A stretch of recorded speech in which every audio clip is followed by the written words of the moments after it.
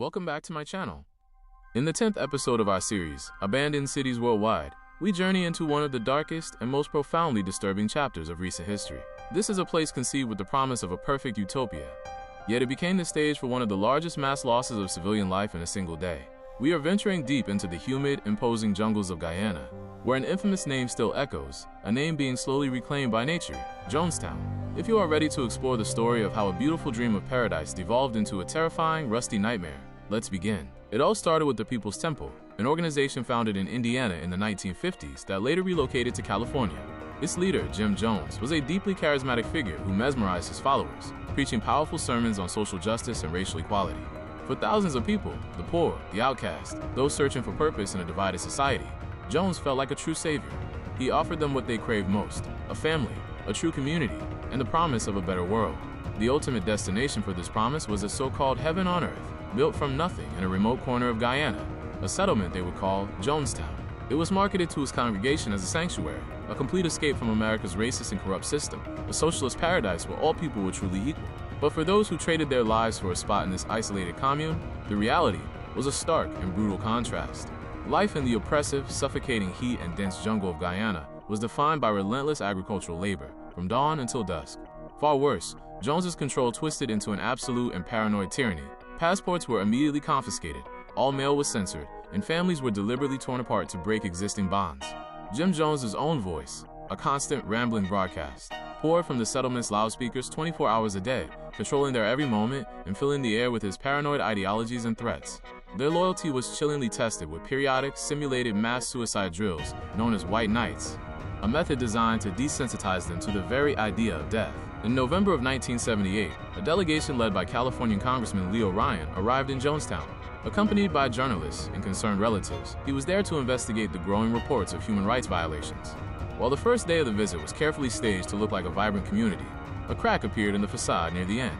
A few temple members secretly passed notes to Ryan's group, desperately pleading for help to leave. For Jim Jones, this was the ultimate, unforgivable betrayal. There could be no escape from his perfect world. On November 18, 1978, as Congressman Ryan's group and about 15 defecting members prepared to board their small planes at a nearby airstrip, they were ambushed by Jones's most loyal security guards. In a sudden eruption of gunfire, 5 people, including Congressman Leo Ryan, were murdered on the tarmac. This violent act was the final severing of ties with the outside world. There was absolutely no going back. That same evening, the terrified and panicked residents of Jonestown were forced by armed guards to assemble in the central pavilion. Over the loudspeakers, Jim Jones delivered his final, unhinged, and horrific sermon. He convinced them that the outside world was now coming to invade, to torture their children, and that the only dignified way out was through what he called a revolutionary suicide. A grape-flavored drink, secretly laced with a deadly cocktail of cyanide and sedatives, was prepared in huge metal vats. Guards armed with guns and crossbows formed a perimeter, ensuring that no one could flee. Most tragically, the first to die were the most innocent, the children and the babies. Crying infants had the poison squirted into their mouths with syringes by their own parents. Then, the adults were forced to line up. Those who resisted were shot, were held down, and forcibly poisoned. Within a single hour, over 900 people, 304 of them children, lay dead in the middle of the Guyanese jungle. It remains the largest single loss of American civilian life in a deliberate act until the September 11th attacks. Today, Jonestown is less than a ghost town. It is a scar on the land. Nature has aggressively reclaimed everything, as if trying to physically erase the horrific memory. The buildings have collapsed into the soil, and the rusted hulks of tractors and generators have disappeared beneath a sea of green vines. Where hundreds of people once lived, there is now only the deafening hum of the jungle and the silent, lingering ghosts of that unspeakable tragedy. The site is rarely visited, and the few decaying relics that remain stand as a chilling monument to the absolute dangers of blind faith and the terrifying power of unchecked charisma. Even the common phrase, drinking the Kool-Aid, was born from this horror, forever a part of our language as a metaphor for absolute, unquestioning belief. Thank you for exploring the profoundly sad and lesson-filled story of Jonestown with me.